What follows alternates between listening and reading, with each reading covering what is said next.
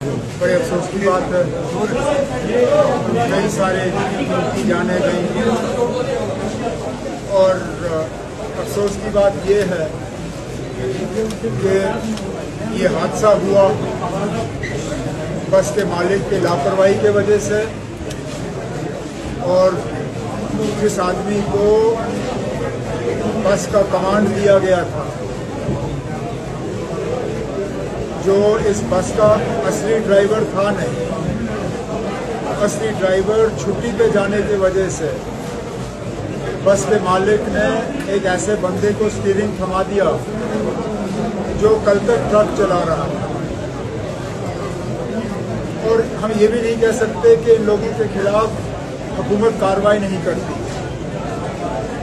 क्योंकि जब इस बस का हमने पीछे का रोल देखा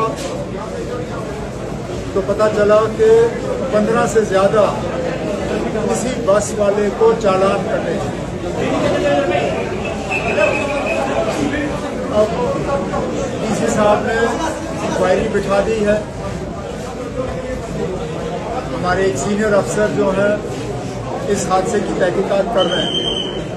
तहकीकात हो जाने दीजिए, अफसर का रिपोर्ट आ जाएगा, उसके बाद उनमें उस रिपोर्ट में जो रिकमेंडेशंस होंगे, रिकमेंडेशंस पे अमल किया जाएगा। सर, जो दूर दराज के इलाकों के रोड्स हैं उसके बारे में क्या ख्याल है आपका? रोड में कोई कमी नहीं थी। आप अगर फोटो देखें, रोड के अगर हालात खराब होते तो शायद ये हादसा होता नहीं, क्योंकि उस बस को फिर मजबूरन आहिस्ता चलना पड़ता।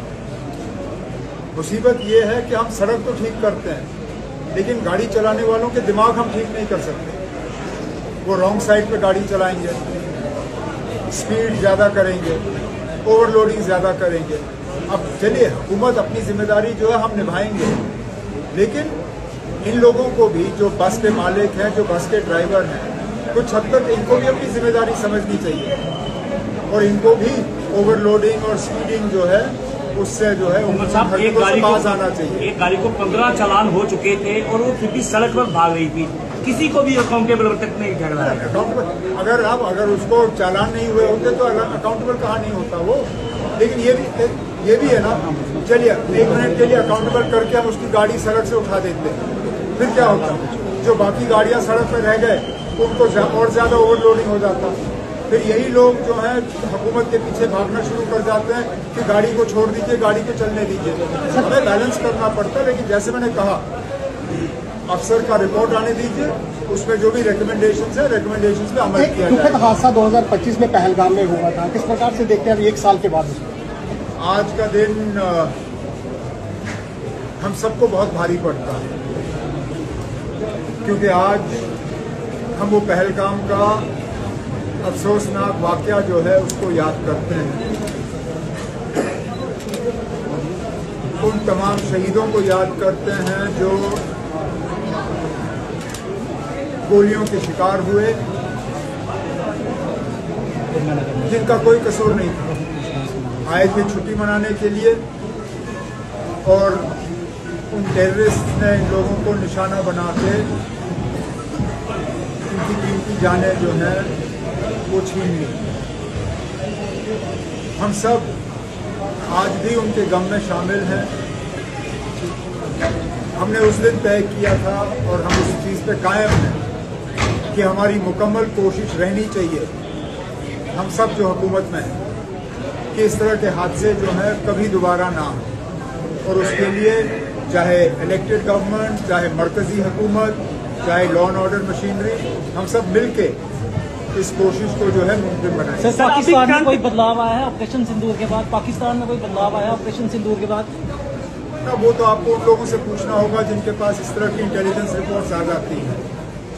मैं तो सिर्फ आपसे ये कह सकता हूँ कि हमारी मुकम्मल कोशिश रहेगी कि इस तरह के हादसे, इस तरह के हमले अगर पाकिस्तान चाहे भी तो हम इनकी होने की इजाजत नहीं देंगे। यही हमारी कोशिश रहेगी। सर, आप तब से यहाँ पे हैं, लगातार सिनेरियो जम्मू कश्मीर का कुछ चेंजिंग उसमें आ रही है, खासकर सिक्योरिटी विजन से देखें, दूसरी चीजों के, और टूरिज्म का सबसे बड़ा हब होता है। रिपोर्ट कार्ड देना आपका काम है ना, हमारा काम है कोशिश करना।